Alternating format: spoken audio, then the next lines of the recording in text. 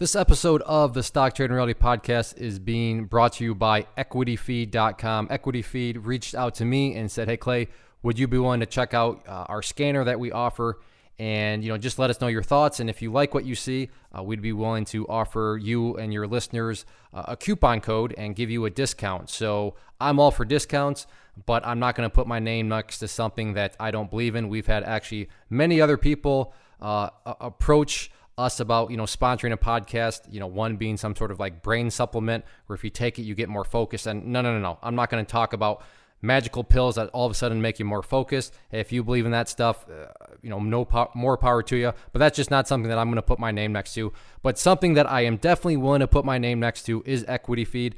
Like I said, they did give me access to the platform. I've used them before when I was, trading several years ago. And the platform is not only as good as I remember it, it's gotten that much better. But the coolest part here is that they give you a 2-week free trial, no credit card, no strings attached at all. So if you don't like it, well, then it is what it is. You can just move on and find something else. But if you are an active trader, whether that be a day trader or a swing trader, trying out Equity Feed is definitely worth a try. Again, 2 weeks, no strings, no credit cards, no nothing in terms of payment information. So you really can try it out with full confidence. So if you are interested and you want to give it a try, just go to equityfeed.com. And then the cool thing here is that the coupon code, if you enjoy it, is Clay Trader, and that'll give you 30% off your first month. Again, Clay Trader, coupon code, you just enter that during the checkout process after your 2 weeks is up, and that'll give you a solid 30% off your subscription. If you are a member of the Inner Circle, then they are offering us 50% off that first month. So for that coupon code, you would just have to contact me through the site, and I will gladly get that to you. So definitely give them a try. Again, 2 weeks, no strings attached, nothing. Definitely worth a shot. This is a Stock Trading Reality Podcast, episode 127. I did a whole week of paper trading. And then the following week, I was thinking, I'm ready to go live. Even though my week of paper trading, I did not keep that realistic at all. This is the Stock Trading Reality Podcast, where you get to see the realistic side of a trader's journey. Get inspired and stay motivated by everyday normal people who are currently on their journey to trading success. Who would weigh 400 pounds if there was a cheesecake factory nearby? Clay Trader. And that is the absolute truth. A little while ago, we had a meet and greet in Columbus, Ohio, and within the complex where we were, it was like a big outdoor mall, Easton Shopping Center, for those of you maybe in Central Ohio. But anyways, there was a cheesecake factory on site, and every night, myself and the group, the friends that actually came down with me, my wife included, so that just goes to show my comfort level, I suppose, with these meet and greets. Now I'm willing to introduce my wife to people, but that's besides the point. We would go and grab cheesecake every night for dessert, and that stuff is just amazing. Their normal food is pretty good too, but I think their cheesecake really takes things to another level. And without doubt, if there was one nearby, I would be a hefty man, and I'll just leave it at that. Ches, always living in the big cities, from LA now to Denver. I'm assuming you have a cheesecake factory in Denver, Ches, and along with that, what's your feeling? What's your take on the cheesecake factory? Brazilian steakhouses, cheesecake factories, I got everything always at my fingertips just based on where I've always lived, but I'm kind of in the same boat as you. Kelly and I both really enjoy kind of going there, and usually as some kind of treat or something like that, we'll just go there for the cheesecake. The food is okay. I'd say it's overpriced for what you're getting, but the cheesecake is always well worth the money. So yeah, we're in the same boat. We usually get that, I don't know, maybe every couple months, but I'm glad you really splurged while you were located right next to one on our meet and greet. And I'm glad to hear that it's only once every couple of months, because I didn't look, but some of the people I was with looked, because, with the new thing, you got to list calories next to everything. But a few of the patrons in my party looked at the calories, and I don't want to know what they were. All I know is there's a lot of calories in one of those pieces of cheesecake. So I'm glad to hear that it's only a once every couple of months thing, because those calories could sure add up very quickly. And yeah, screw you in terms of the Brazilian steakhouse. I don't know why you got to throw that jab in there, but yeah, you really do have it all at your fingertips. So in today's interview, we are talking with Luna. That is the name he goes by in the chat room. he's been around for quite a while, and he's been to, I'm trying to think, 2 meet and greets. I met him and his lovely wife in Pittsburgh, and then I once again met them in not Nashville. See, Columbus. Too many meet and greets now. I'm getting all mixed together. Also met them in Columbus. They were from the Central Ohio area, so it was nice of them to just drive on in. He's, like I said, he's been around. He's working hard. It was a good interview. He's got lots of different takes on things. I'm assuming that the struggle, well, I'm not assuming, I know that the struggles he has gone through, many people can relate to, including Ches and I. So it was definitely an interview that in one way or another, I'm confident you're going to be able to pull out some nuggets of wisdom. So let's hear from Luna. Luna, welcome to the show. Thanks for having me, Clay and Ches. Now, this is not the first time we've ever associated with one another. I've actually both of us have met you twice. We met you both in Pittsburgh, and then we met you in the Columbus meet and greet. So, Ches, I mean, this is kind of one of these interviews where it's actually almost not as good because right now we're talking over the internet as opposed to in person. Yep, it's always a much better conversation in person, but this will have to do especially for the listeners out there. And just, Luna, to give you a shout out, you actually reached out to me and volunteered. As listeners may be aware, but Ches and I, sometimes it's like pulling teeth to get people to come on. But you reached out to me, said, hey, I'm ready for an interview, so if you're looking for somebody, I'm ready to go. So thank you very much, Luna. I appreciate that. Oh, no problem. Now, by no means am I successful as a trader, but I thought it was time to just bite the bullet and get this done with. Hey, I like that attitude because success, being a millionaire, whatever, is definitely not a requirement to be a guest on the show. We want to keep it as real as possible. So with that being said, actually, before how is your wife, by the way? She's a lovely lady, and I've met her a couple of times. So how's she doing? She's doing great. She just got her old job back at the nursing home here locally, making a little bit better pay. So things are looking up for her a little bit. Excellent. Well, pass our regard, since we've both met her, pass our regards along to her. But anyways, getting back on topic here. Where did all this start for you? You know, when did you first hear about the market? And then kind of what occurred, or, you know, just what got you interested enough to want to get a little bit more hands-on with it? Okay, I got a bunch of little notes here I took just to get prepared for this. Perfect. It was back at the end of March in 2012. I basically knew nothing at all about the stock market, and I was actually researching online savings accounts, trying to get a better percent return on that.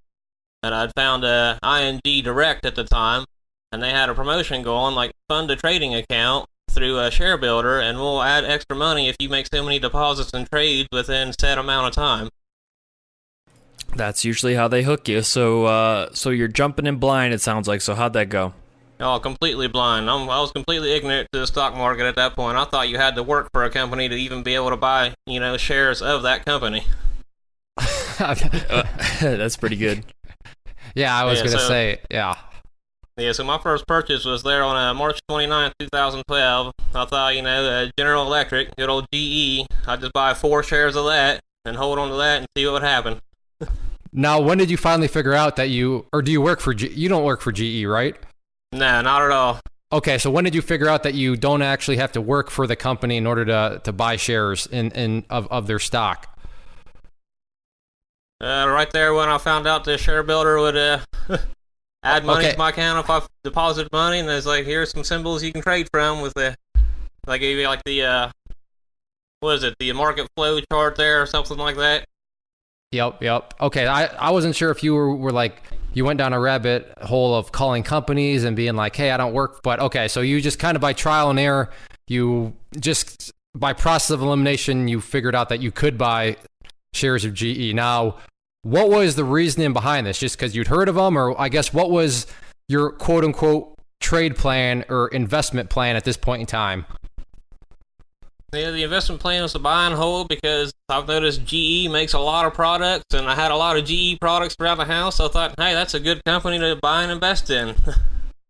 And that's pretty similar to a lot of other members we have. Generally, that when they get involved in the market for the first time, they're trying to stick to names they know, whether it's the company that made their automobile, just like you said, GE appliances in your house.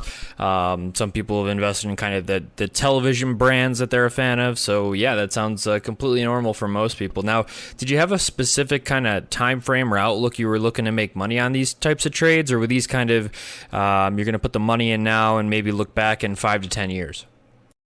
No plan at all, no time frame, just completely blind dart throwing trade.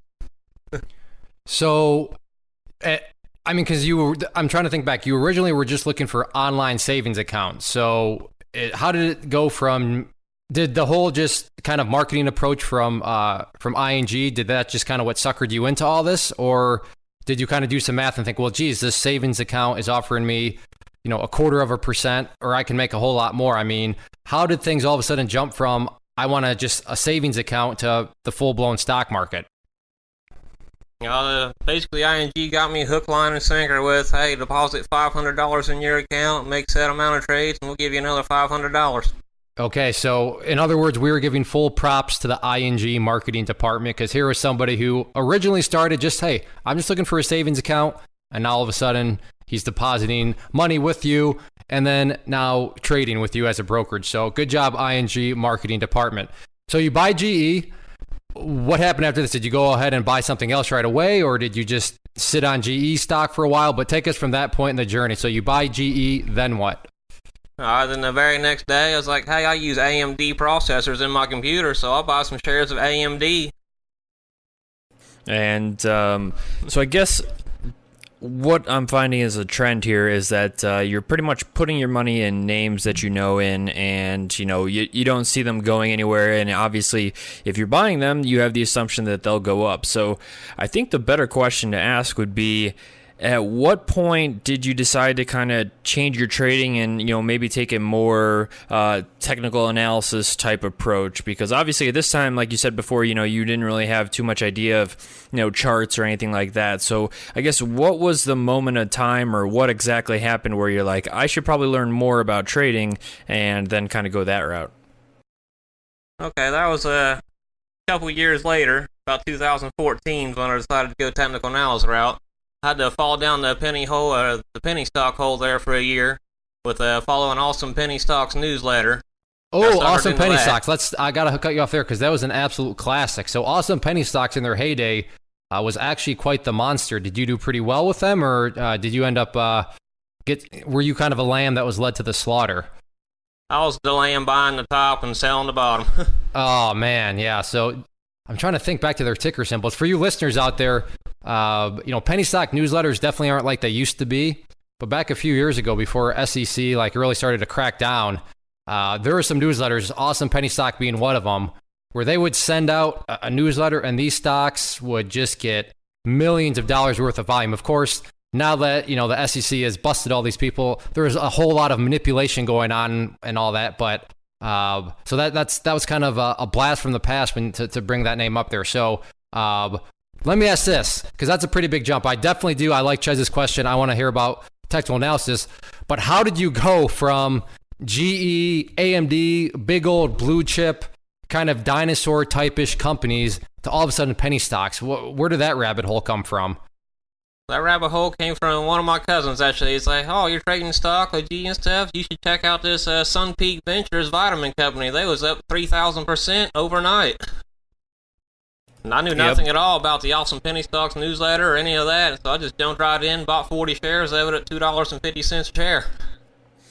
Well, so now we've gone down the penny route, we've gone down the newsletter route, and now we're trading on hot tips. So, man, Luna, you really hot tips. So kind of a little, yeah. I mean, you've kind of gone through almost all of the phases that I've personally gone through some similar stuff as well. I never traded on tips, but I was a fan of momentum, and just like you, I was buying the tops and selling the bottom. So, well, I mean, how did that family tip work out for you? Oh, not too well. I decided to buy even more of those shares of Sun Peak Ventures, down at 65 cents a share. And then buy even more of them at 36 cents a share. So I ended up with a total of 450 shares. And if I remember right, you said your first buy was at $2.50, right? That's correct. And where was your last buy at, the 30-cent one? Yeah, 36.5 cents.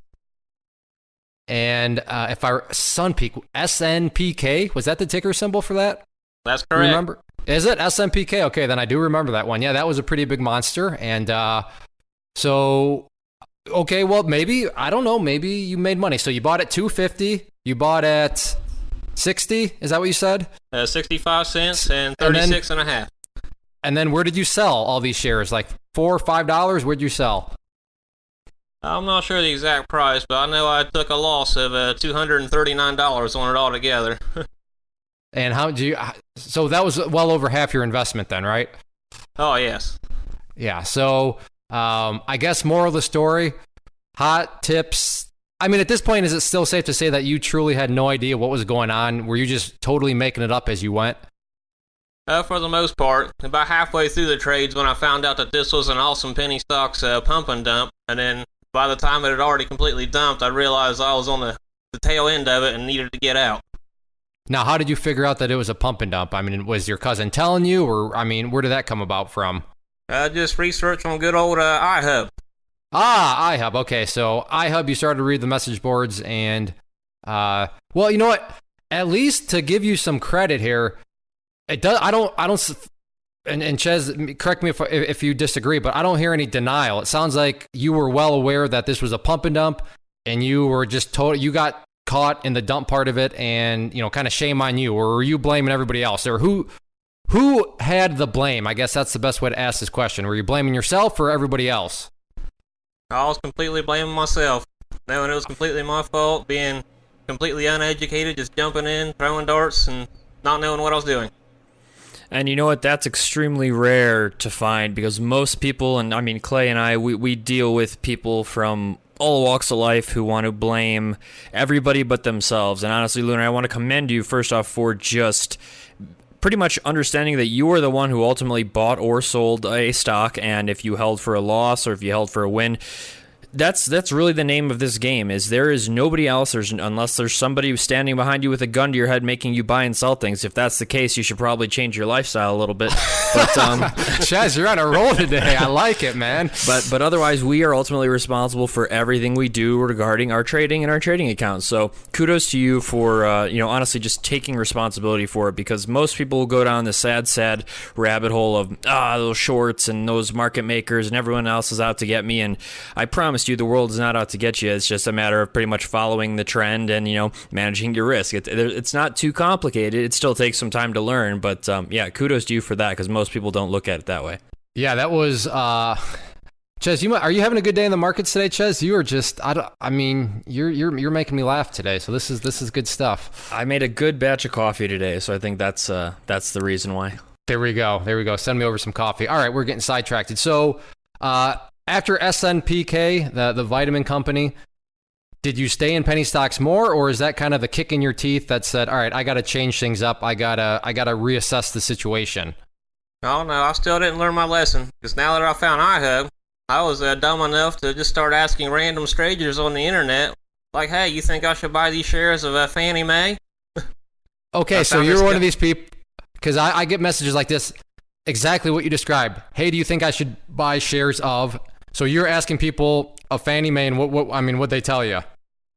Oh, they said, yeah, it's a great investment. The fundamentals look great, because I found this guy that went by a blue there on iHub. He was one of the higher followed people, and I just still didn't know what I was doing. He's like, yeah, just look at the SEC filings, the fundamentals. They're making this, and they're actually worth this. And what did he tell you they were worth? Do you remember that number? I can't remember the exact number, but I do remember going through the OTC bulletin board website, checking the filings and seeing the financials and not understanding any of those numbers. Like, oh, those look good. I'll just invest in that. Okay, that's what I was going to ask you is, okay, look through the filings. There's a big difference between looking through the filings and actually understanding the filings. So, but you just kind of took the breath right out of me when you admitted, yeah, you didn't really understand what you were looking at. But it sounds like, correct me if I'm wrong, but because this person was telling you that everything was great, is you kind of just looked at them in order to make yourself feel better, so you felt like you were actually doing something. But in all actuality, looking back in hindsight, you were probably just doing that to make yourself feel better. Is that kind of an accurate, probably representation of the human psychology that was going on there? Yeah, I'd say that's correct. I was probably just looking for anything I could that'd make me say, like, hey, I'm right about this. I should hold on to it. Right. Yeah. And we see that quite a bit where you're like, all right, yeah, I realize you're doing something, but just because you're doing it doesn't actually mean you're understanding it, and you're probably being influenced by some other thing. But that's another fascinating area of the human mind. So, well, are you talking from us on your personal island, or what's going on here? Did Fannie Mae make you rich, or how'd that trade unfold for you? No, I got impatient with that. I held it for about a month from 29 cents and sold it for 26 cents. I got in before the big spike, before it went up to the $4 there, or whatever it did a while back. All right, so we got to get to the point though where there's got to be some point that led you either to clay or to learning about charts. What exactly broke the camel's back? Because honestly, it sounds like you haven't had much luck in what you've been kind of dabbling in or investing in.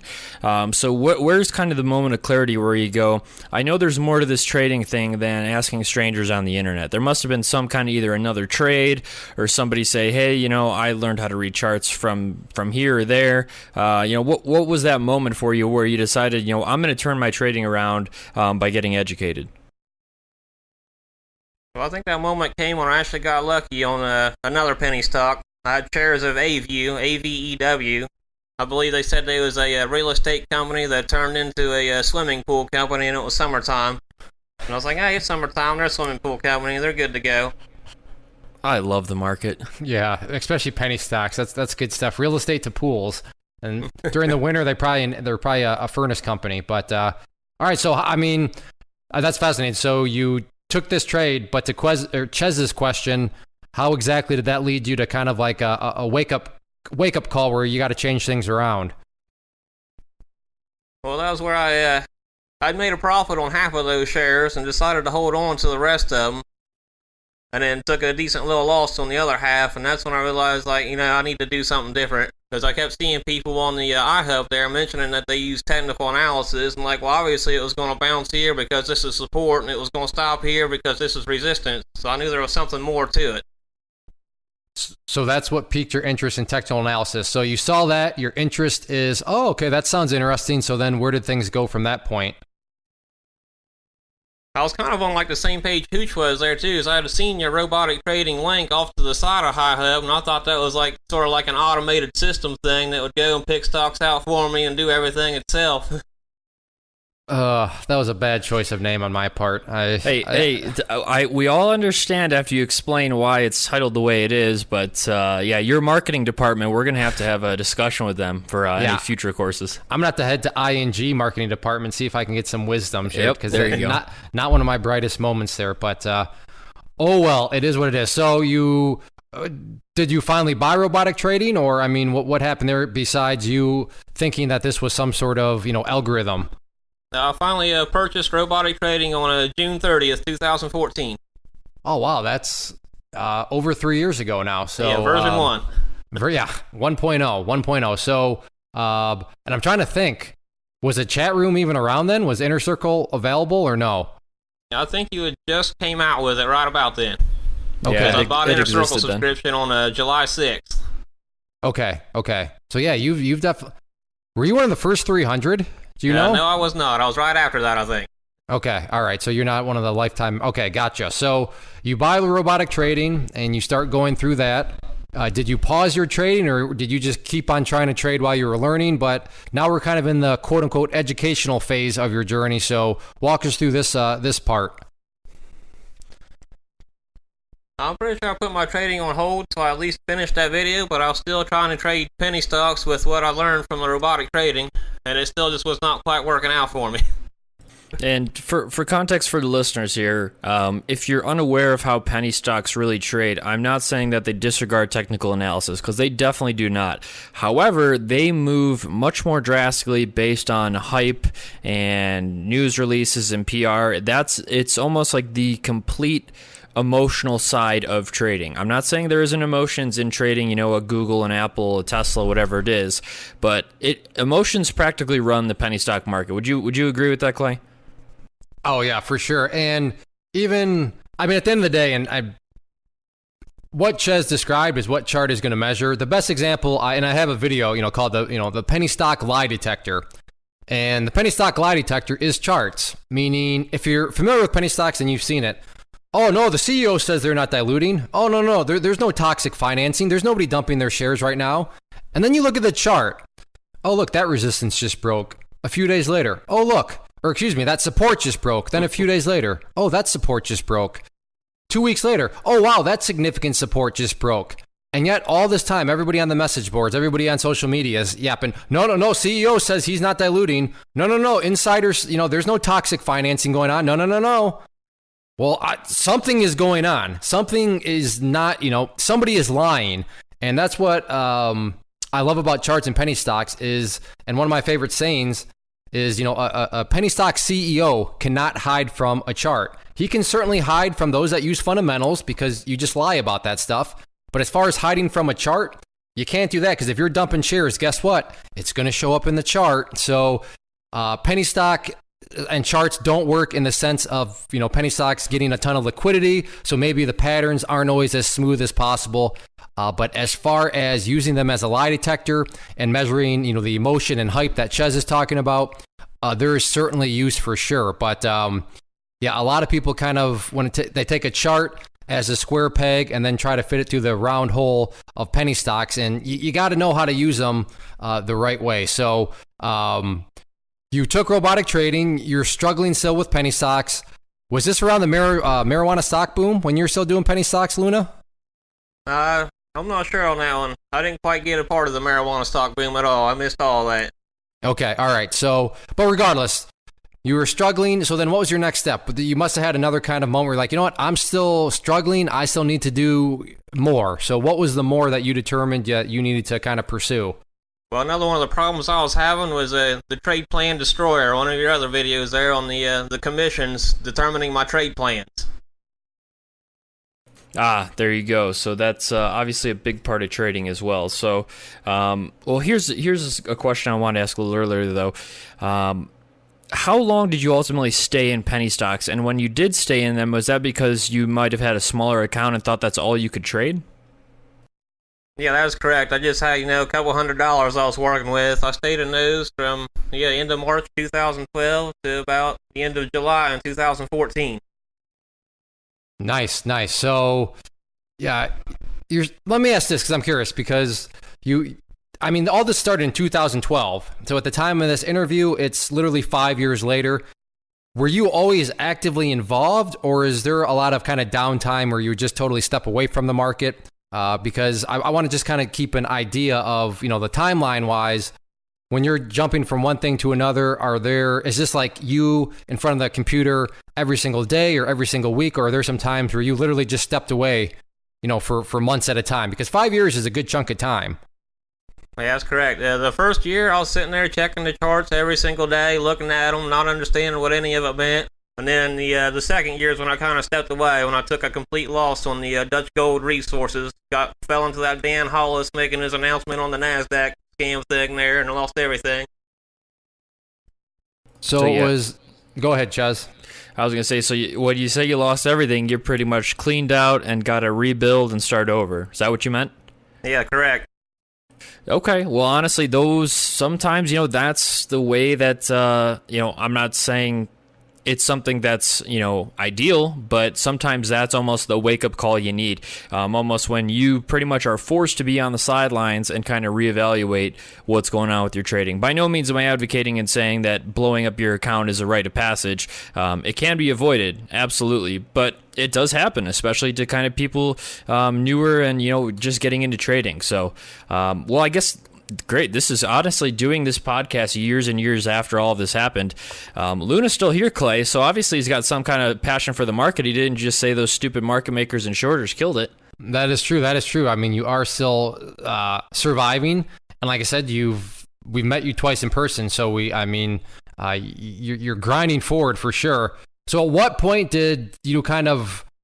See, these are always hard because, all right, you were well before Clay Trader University ever existed. I know you're a member of Clay Trader University. So, how did that journey go? Did you just jump all in, or were you still buying course by course? But how were you continuing to further your education? The more and more you learn and the more and more you kind of suffered as thinking, well, geez, I'm still not quite figuring this stuff out.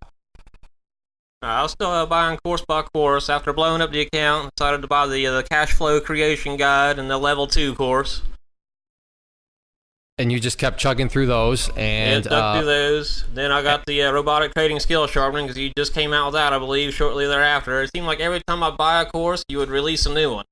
Yeah, see, you're in a tough spot, because this is why, and I've gone on this talking point before, so I'll keep it short, but I have no pity for those of you that are thinking, oh, your package is too expensive. It's like, at least there's a program there. There is a bulk package for people like Luna and even Chez that were there from basically the beginning. They had to kind of just suffer through, like Luna said. It seemed like every time I'd buy a course, another one came out, because I kept getting more feedback and more feedback. Well, what about this? Hey, what about that? So I kept building the program.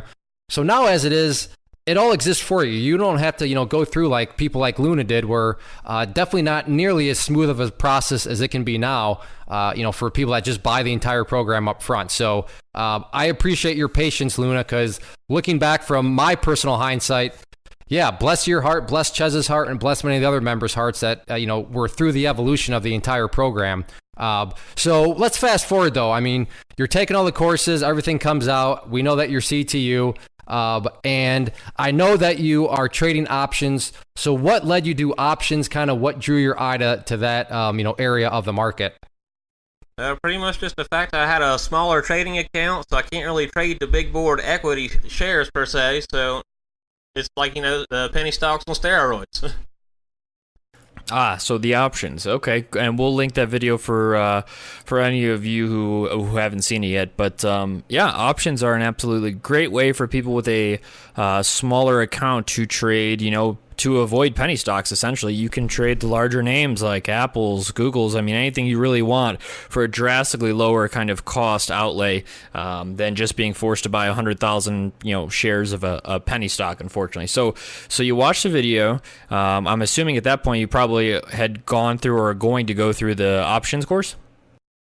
Yes, I took the options course there at the beginning of January in 2015. And did you jump right in, or did you paper trade quite a bit? Walk us through what you did after you took that course. I did a whole week of paper trading. And then the following week, I was thinking, I'm ready to go live. Even though my week of paper trading, I did not keep that realistic at all. I would enter, exit, like I had $500 to $1,000 just available money every single day as soon as exiting the trade. Not taking into account that you have to wait for it to settle a day. I have a question for you real quick, because within the options course, I specifically lay out a paper trading plan, and I step by step say, this is how you should paper trade. There's some things that you should be comparing. It sounds like you didn't do any of that. No, I did not. I jumped the gun, got greedy, impatient, and decided I needed to get in here now. I felt like the market was going to go away, not realizing, hey, the market's always going to be there. It's an endless stream of opportunity. Now, I got a question for you. So you had obviously already taken the RVR course, right? Correct. So even while you were trading unrealistically, were you applying pretty much the risk versus reward rules that are taught, or were you just kind of, I think it's going to turn here, I think it's going to go down here? Were you applying what was taught at that point, or were you just kind of trying to ride the waves? I feel like I was applying what was taught in RVR at that point, but just still not keeping it very realistic with the amount I was trading with and the amount of times I would trade in the day. I love your honesty. I mean, I flat out asked you, so I put this part in the course step by step. It sounds like you didn't follow it. Nope, I didn't follow it, and probably agreed. And good. I like your self-awareness, and that's, as traders, that's always a key component. How self-aware are you of yourself? So to your full credit, outside of even your honesty, you seem very self-aware. And yeah, it sounds like just greed got the best of you.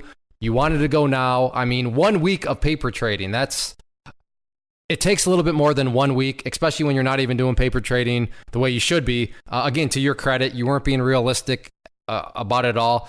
I mean, do you know how much money were you pretending you were using? Were you using a demo account, or is this just all, on paper and pen? But what tools were you actually using to paper trade for this 1 week? This was all just pen and paper, and I was using a $500 account. Okay, and like I said, I wasn't taking into account that you have to wait for your money to settle another day. I was just, making multiple trades in the same day, thinking, I made this much money paper trading this day. Okay, yeah. So certainly not realistic at all, but it is what it is. A good learning example there. So a week passes, and you go live with real money. So how'd that go for you? Not too well at all. I think I lost about all 500 in about 2 weeks. Because I was using Options House as the broker at that time, and they had the thing where it's $1 per contract, or $5 per trade as long as you got like 5 contracts at a time. And of course, I'm not ready to trade 5 contracts at a time starting out. Yep, yeah. So a lot of brokers might advertise 60 cents an option or 80 cents an option, but then there's that big ticket fee which isn't waived unless you trade, 5+ contracts. So if you're a larger trader, sure, those fees are totally great and totally will work for you. But as a newer trader, that's why we really focus on when what was it called? Well, it's now Tastyworks has pretty much per contract pricing for $1. I forgot what it used to be called, but it used to be at Thinkorswim. They had good rates as well. For those of us, especially newer traders who want to trade single contracts and not pay $5 a trade. So obviously you're taken out of the game again after 2 weeks. Your account is gone for options. Did you go over and assess what you were doing wrong for that? Were you taking too much risk? Were you buying the wrong strikes? Or what kind of analysis are you doing after that account is gone? I felt like I was just buying the wrong strike, just way too far out of the money. I'd be like 3 or 4, strikes out of the money, where even if the option or the equity move in my favor to my target price, my option would still be, I'd lose money based on commission because it didn't move. So, and this is why paper trading is so important, because there are some economics 101. There's always going to be trade-offs. And the great thing about options is, you can use much smaller amounts of money to control, larger chunks of stock. And that's great. It's a great way to grow small accounts. But the trade-off is there are some nuances that are different than a stock that you need to learn about. So that's why the whole education, but even with education, paper trading, because, and Chez, you're a much bigger options trader than I am, so I want you to weigh in on this, but education theory can only go so far with options trading. At some point, you just got to see. You have to literally live through, a cycle of a contract to watch how all the different dynamics work together. And when you see it, that's what makes the theory from the education all kind of click together. So, would you agree with that? That seeing in options really is a big component of it. Yeah, definitely, and that's why we really kind of preach, especially for options and pretty much anything, is to paper trade it, because I always love when we get new people in the community and they go through the options course and they go, to see them actually witness how theta comes out of a contract. And if you don't know what theta is, it's not a big deal. It's just don't worry about it. It's covered in the courses. It's not that big of a deal. But to have them actually witness it happen to, say, a contract or a trade that's going sideways, that's kind of the eye-opening thing, where we can tell you till we're blue in the face what it is, but until you actually see it yourself, it doesn't really matter too much. It's all just kind of something you read, something you know about. But once you start to see these things happen and how it is moving related to how the market is moving, now you're starting to put the pieces of the puzzle together, and this can kind of help you proceed as a trader and kind of learn how to overcome those, or pretty much cut your losses faster and wait until there's some movement. Yeah, well said, Chez. And I want to kind of just I've been excited about this because we spoke about this in Columbus, but let's get to kind of the psychology of things, because from in Columbus, you pulled out your phone, you showed me a trade, and I was like, yep, that made sense. Yep, that made sense according to the chart. But then again, going back to the topic of being self-aware, you're just like, oh yeah, it's the psychology. The psychology has just really been working on you. I know that's been your main struggle, is the human emotions of things, listening to your rules, not being greedy.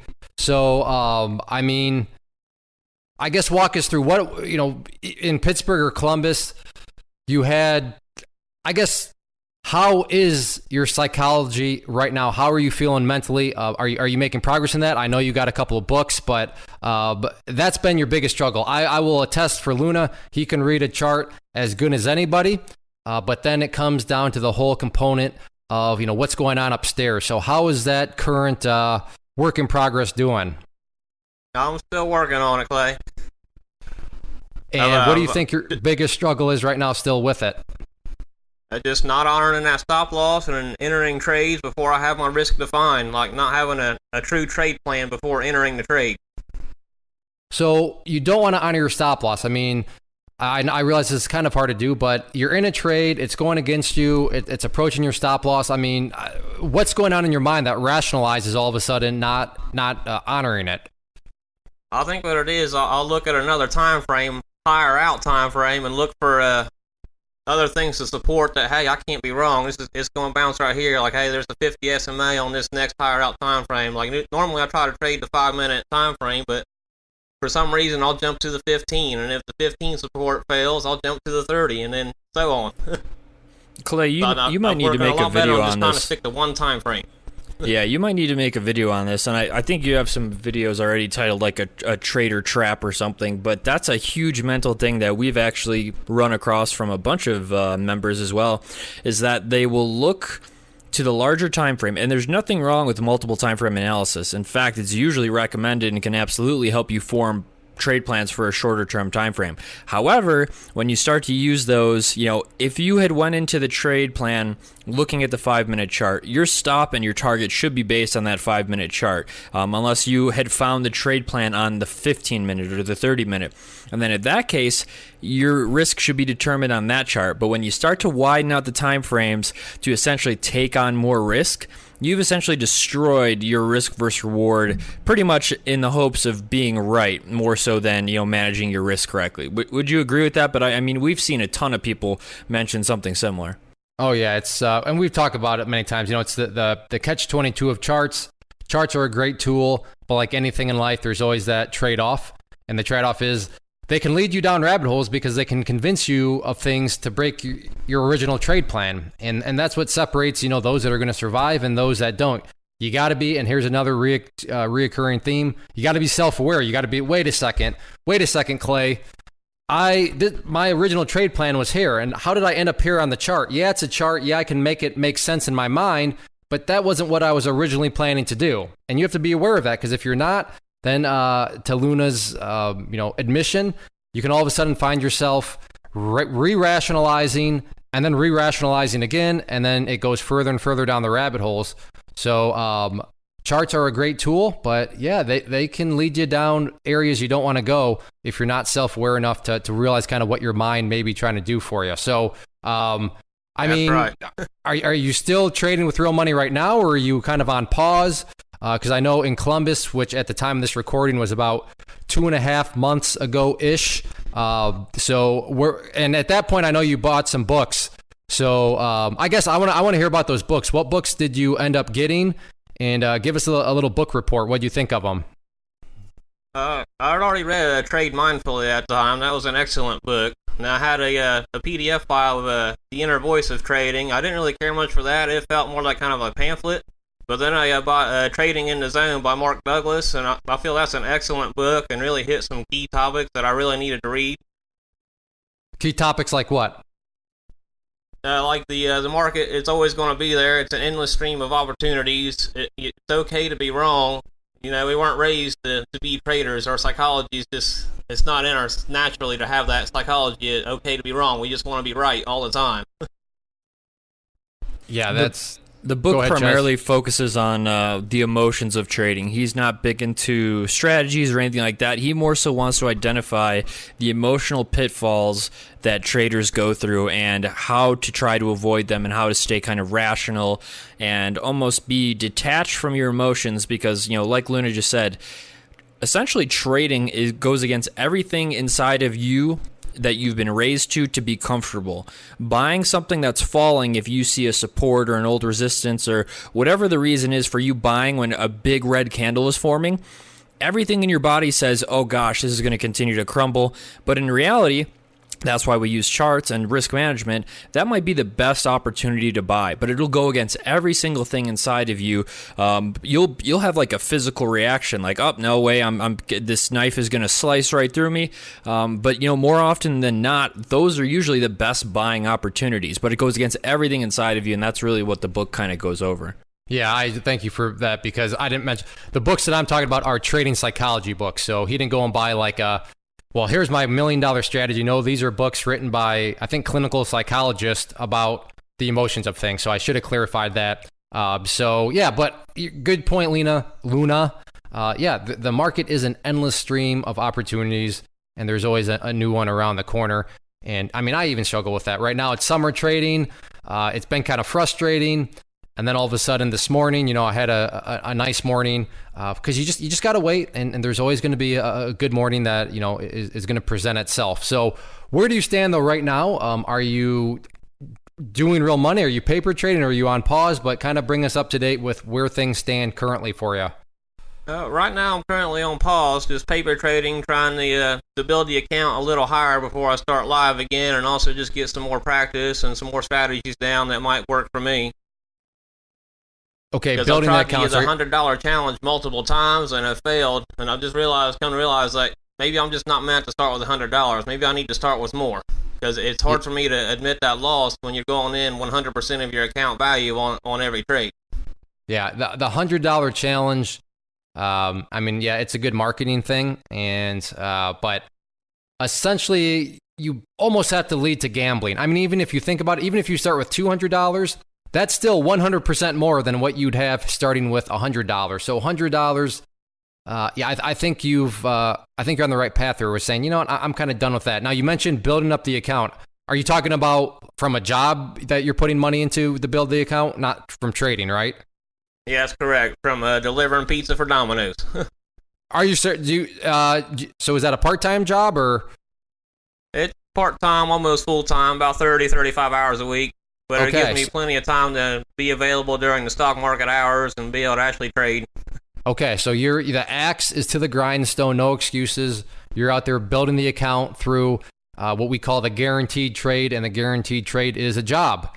Because when you make a trade in the market, there's no guarantee that you're going to get money. But assuming you're not working for some drug dealer or some shady operation, if you go to a job, that's a guaranteed paycheck. You're going to get money there. And we are huge fans here of taking guaranteed trades while you learn. Sure, maybe not the best marketing pitch, but hey, nobody ever said we were ING. So, so Luna, good job to you on that. Do you have any goals of how much you want to build the account up to? Or I guess, what is kind of the tipping point for you to say, I want to get back involved in the market with real money? Right now, it'd be at least $500 account to start with, and have a little bit more debt paid off from other bills and things like that, so I don't have that weighing on my mind either.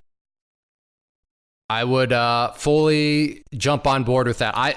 In my opinion, definitely get the debt taken care of first before you even think about getting back into the market, because your voices slipped up and you just publicly admitted, what do you say, Ches? So that stuff's not, quote, weighing on my mind. If you have things weighing on your mind when you're trying to trade, aka debt or who knows what, it's not going to be pretty. So now talking with you more, Luna, it makes more and more sense why probably the psychological component is that much more trickier for you. So yeah, I would, Ches, and if you can weigh in too if you want, but I would definitely say, and take my advice for what it's worth. I mean, for what you paid for it, free.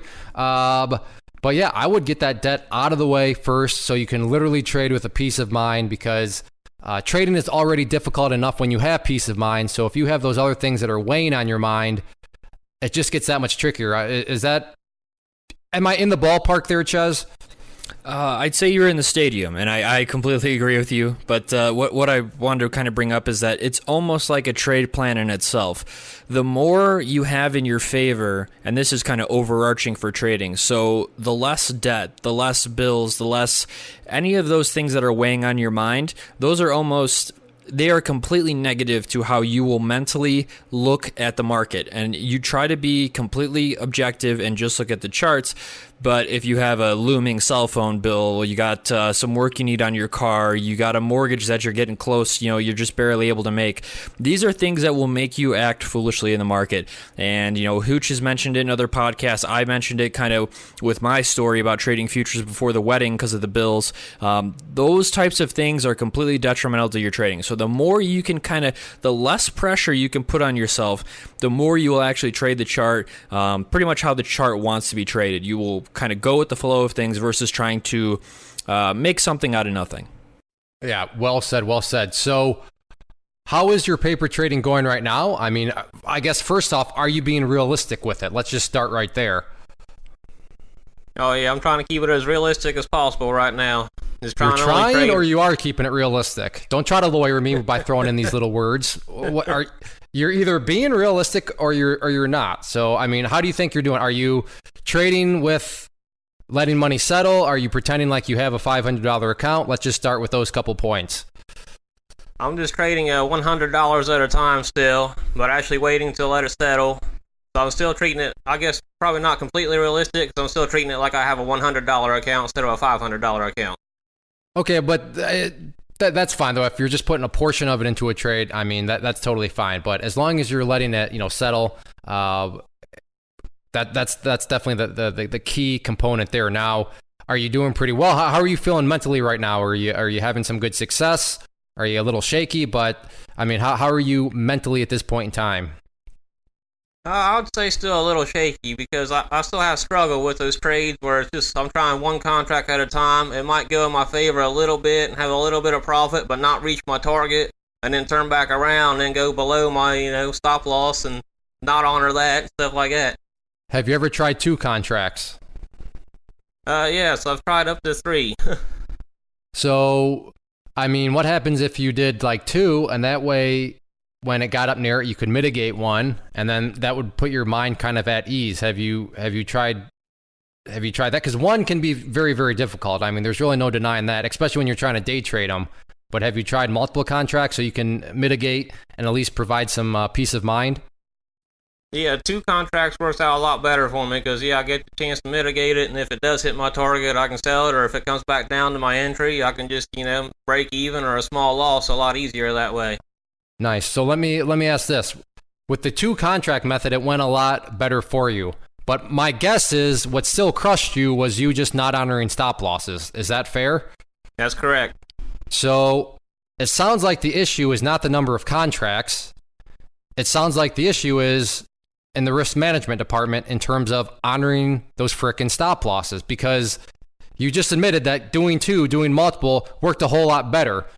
So the common denominator then is your stop loss issue, not the number of contracts, but your stop losses. So and Ches, if you disagree, I mean, you're more the options expert than I am, but I would say start paper trading with 2 or 3 and be laser focused on stop losses, because that is what's causing you the issues. Some people, though, they get too big too fast, and that is their issue. Because even if you honor stop losses, if you're getting too big too fast, it's still not going to work out. But your issue is not too many contracts. Your issue is the stop loss. Does that sound like a halfway decent assessment there, Ches? Yeah, I would totally agree with what you said, and it's pretty much finding what works and what doesn't. And obviously, if you find success one way more so than the other, by no means am I advocating not to keep it realistic, but if you do much better trading 2 contracts and able to mitigate and things like that, then honestly your focus when you go live should be to trade the exact same way that works best for you. So yeah, I totally agree. Yeah, so 2 contracts or 3 contracts, start paper trading, and then just know that your issue is not the number of contracts. Your issue is a stop loss. So focus on that. Can you at least commit to doing that for a few weeks? Just laser focused on the stop loss while you trade 2 or 3 contracts? Oh, absolutely. That's why part of the reason why I'm waiting until I grow up to like a $500 to $1,000 account. That way I can stay in the money and still be able to afford 2 to 3 contracts. That was another part of my problem would be I'd go so far out of the money just because that's what I could afford to buy contract wise. I love that. Ches, is that comment on that plan? Because like I said, you're the one that trades options more than I do. Bringing a tear to my eye. Love it. It's exactly how it should be. Yeah, well said. And yeah. Now, you've kind of been beating up on yourself. We've kind of been beating up on you a little bit. But so I want to kind of, looking up at the time, we got to start to bring this to a close. But what you've been very honest and transparent, and I love just about what kind of your weaknesses are right now. But what's one thing that you'd say, you know what, this is definitely a strength of mine? What is something that you feel that you are doing very well within the market? I would just say probably my passion and persistence to continue to try and figure this out and not giving up. I will do this. And that kind of persistence is what you need. And that really, in my opinion, translates to a passion. You're not just going to give up the first sign of adversity. The goal is to figure out where you're going wrong and how you're going to fix it. And obviously, Luna's been involved for years now. And I say this in every other podcast. There's no way to really forecast a particular time frame. I wanted to be successful in 6 months, and it took 3 years. But that's the thing, is you will get it. And like you said, you're not really taking no for an answer. So absolutely awesome interview. Thank you again for agreeing to be a guest and actually volunteering. It's nice when we don't have to pull teeth. But I do know the real reason you came on today was to borrow my time machine. So if I shipped it over to you, what's one piece of advice you'd give yourself? And you're not allowed to go back to the 80s and buy, Microsoft or any stocks. I would say slow down, be patient, get educated. I like short, concise, but I would say that makes a whole lot of sense to me, and I fully agree with that. So now we get into the serious stuff here. Luna, what is your favorite movie? It's not really so much of a movie. Well, they have movies, but they also have a TV series. It's a Canadian show called The Trailer Park Boys. That's a funny show. Clay, have you ever seen that? No, I've never even heard of it. It's worth checking out, though. I'm not sure if you would like it, but it's an absolutely hilarious Canadian comedy. It's easily one of my top 10 shows. But yes, okay, all right, that's a good one. Nice. But, so Luna, what would you say is your favorite meal and dessert? Favorite meal would probably have to be either a breaded or a grilled pork chop with some mashed potatoes and gravy. That's pure America right there. There's you may like Canadian shows, but that answer there was pure America. What about hobbies? I mean, outside of the market, what do you like to do for fun? Now, hobbies, I dabble a little bit on my bass guitar and electric guitar and then a little bit of bicycle riding, and then I'd like to get back into skateboarding again, something I did in high school. Yep, I actually, almost 30 now, actually bought a skateboard about a year and a half ago, and it's just brings me back to my childhood. I'm by no means as good as I was then, but yeah, it's all about having fun. That's what the thing is. I'm not trying to go to the X Games or anything like that, but yeah, it's all about having fun and kind of just enjoying life. But Luna, what's 3 words you would say you would associate with successful trading? I'd say patience, persistence, and passionate. I like that. Very, very well said. And yeah, we are without question going to have you back at some point in time. I know I've beat this dead horse, but I'm going to beat it one more time. I love the transparency, the honesty, not trying to sit here and make it sound like you're some sort of, you got it all figured out or anything like that. These are the interviews that I think a lot of people can relate to because what you're going through, having problems honoring a stop loss, well, I can't say that that's exactly... oh, wow, Luna, you're such a freak. I can't believe that you have struggled with a stop loss. I mean, that's something that I think will reassure a lot of people that they're not out, on experiencing some bizarre problems. So thank you very much for hanging out, and I appreciate your honesty. So would you ever come back if, or I should say when we invite you back? I'd be glad to. Thanks for having me. Excellent. And real quick, how was it? Was it halfway decent? I mean, for the people out there that are kind of nervous, I mean, Ches and I were, this was... I don't know if fun is the right word, but it's not like you're sitting in a dentist chair right now, is it? No, not at all. I just wish I was a little bit more prepared on my dates and stuff like that, but no, this was definitely beneficial, and I'm sure many people will be able to benefit from it. So before we go, for you listeners out there, a few final things. If you're listening on YouTube, make sure to check out the rest of the channel. We offer videos, live trading videos, quick tip videos. There's a new vlog series. So yeah, definitely check out the YouTube channel, and hopefully you decide to subscribe. If you're listening on iTunes or any of the other podcast players, make sure to subscribe to that. And also, especially on iTunes, if you could leave us a rating, that would be very helpful. And then finally, if you're listening on the show notes page from the website, click that share button and leave us a comment there. We read them, and we will definitely respond and interact with you if you want to leave us any comments. So thank you again to Luna. Thank you, as always, to our esteemed co-host, Ches. And most importantly, thank you to listeners. And we will see you back next week. This has been the Stock Trading Reality Podcast. Thanks for taking the time to hang out. To learn more about Clay and the Clay Trader community, including the trading team, premium training, and more, visit claytrader.com.